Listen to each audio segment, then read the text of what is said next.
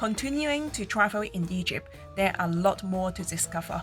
This time, we are going to look into ancient Egyptian mythology, the river Nile, and a once-in-a-lifetime experience riding the hot air balloon. If you want to know more about this country, stay tuned to this episode. If you don't know me already, my name is Edith, an IELTS instructor, a traveler, and a digital nomad. Welcome to my channel.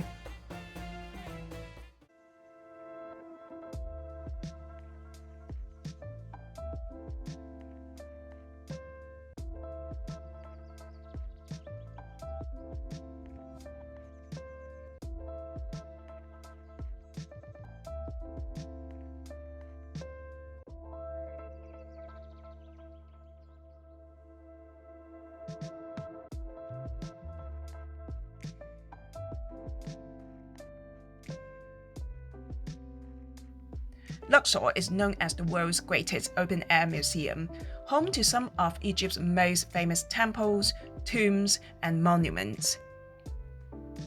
It is a city on the east bank of the Nile River in southern Egypt. It is on the site of ancient Thebes, the pharaoh's capital at the height of their power. Egypt had one of the largest and most complex pantheons of gods of any civilization in the ancient world. Over the course of Egyptian history, hundreds of gods and goddesses were worshipped. But these could change over time as gods rose and fell in importance in different eras in Egypt. Here are some of the more known Egyptian gods.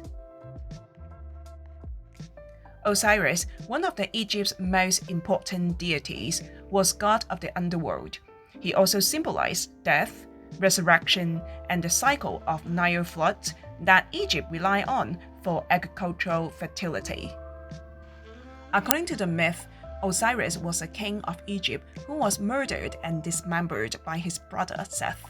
His wife Isis reassembled his body and resurrected him. Anubis was concerned with funerary practices and the care of the dead.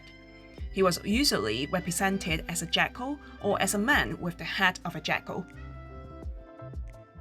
One of the several deities associated with the sun, the god Ra, was usually represented with a human body and the head of a hawk. There are thousands of stories like this. How can I not get hooked on it? That's why in Luxor, there are plenty of temples that are devoted to the gods and goddesses.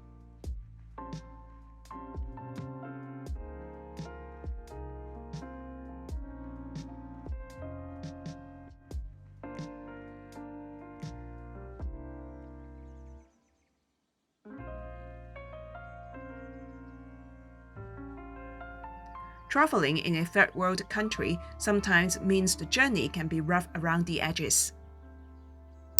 Like in Luxor, it is a world-famous location which attracts a lot of tourists. The sightseeing spot can be crowded. It might involve a lot of waiting in line. Local people might try to take advantage of you. For me, Luxor is completely overrated. In Egypt, especially tourist places, they have a tipping culture. Tipping 10 to 15% of your bill total is customary at cafes and restaurants. And loose change is acceptable for food purchases from street vendors and markets. Often known as bakshish in parts of Asia and the Middle East, tipping seems to be a standard practice in Egypt. I can live with the tipping culture, but sometimes I cannot bear that they try to scam us or ask us to pay ridiculous amounts because we are tourists.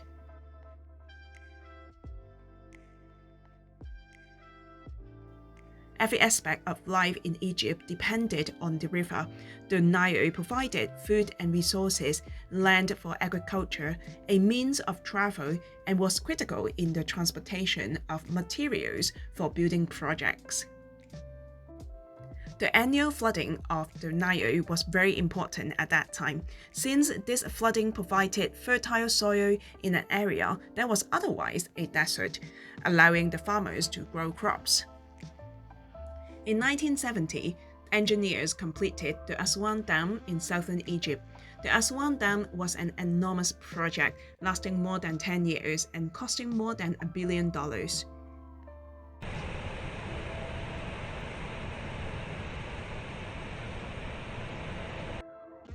The Aswan Dam controls the flow of the Nile River. The dam protects people living near the banks of the Nile from both floods and drought.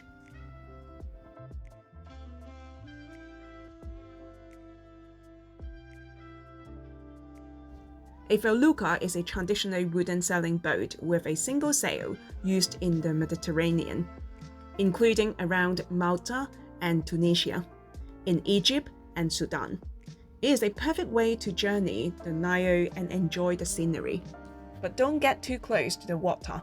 It's not unheard of that people become infected with the parasite penetrates the skin during contact with infested water in the Nile. Vocab List: Open-air museum, pantheons, civilization, over the course of, deity, resurrection, fertility, dismember, reassemble, funerary, jackal, get hooked, rough around the edges, wait in line, overrated, tipping culture, customary, loose change, bear, scam, a means of, critical, fertile soil, dam, drought, parasite, penetrate, infested. Speaking of Egyptian food, no matter where you go, the first thing they give you is flatbread.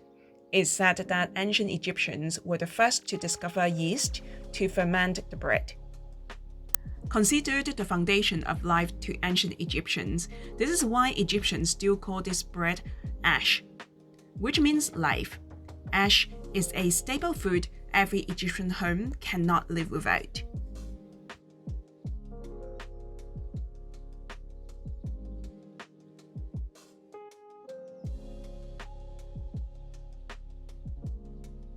The other dish you will encounter is tagine. It's a North African dish named after the earthenware pot they used to cook with. Watch out for this dish. It's one of my favorites because the food absorbed all the flavors from the clay pot and every flavor that really leaves a deep impression.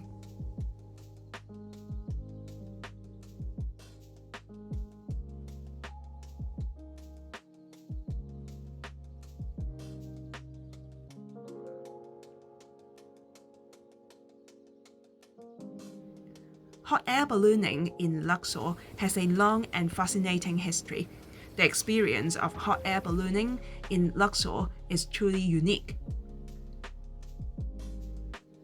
As you flow over the ancient city, you can see the incredible monuments and temples that have stood for thousands of years.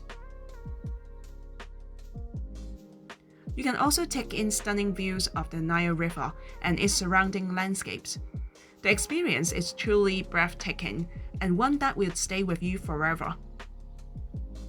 Osman, the pilot, has been flying passengers for over 19 years. Fortunately, we had a chance to talk to him after the flight. He said hot air balloons don't have steering wheels, which means they cannot change direction without the wind. They use the wind direction and speed at different heights in order to steer the balloon. Hot air balloon business in Luxor provides a lot of locals' livelihood. Every morning, you can hear the drivers start driving at 5 in the morning. 7 a.m., the hot air balloons are already in the air. The rise in ballooning has not only boosted tourism, but has also created new job opportunities. The industry has breathed life into Luxor's local economy, employing more than 2,000 young individuals in roles ranging from pilots and engineers to service representatives and photographers. The total number of companies providing hot air balloon services has surged from 12 to 19, reflecting the escalating demand for this exhilarating experience.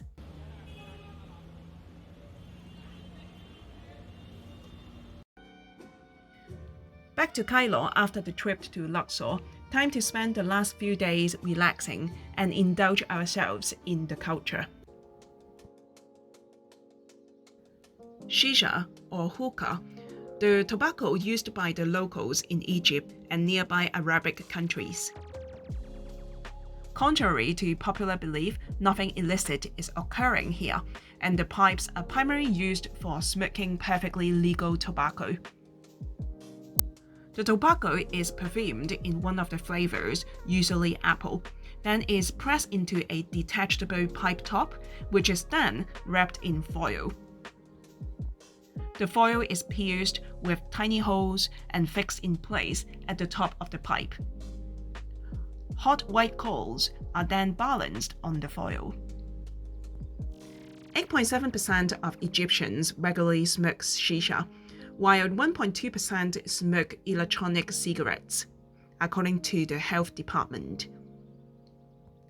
But I have to warn you, smoking is still the major cause of non-communicable diseases like cancer and cardiovascular diseases. That's all for today. If you would like to support me or to have more of this kind of content, please click the like button and subscribe. I'll see you next time. Cheers! Vocab List: yeast, ferment, staple food, watch out for, earthy, leave a deep impression, hot air ballooning, breathtaking, steering wheels, boost tourism, breathe life into, service representatives, surge, escalating demand, accelerating, tobacco, illicit, perfumed, detachable, pierce, electronic cigarettes, non-communicable, cardiovascular.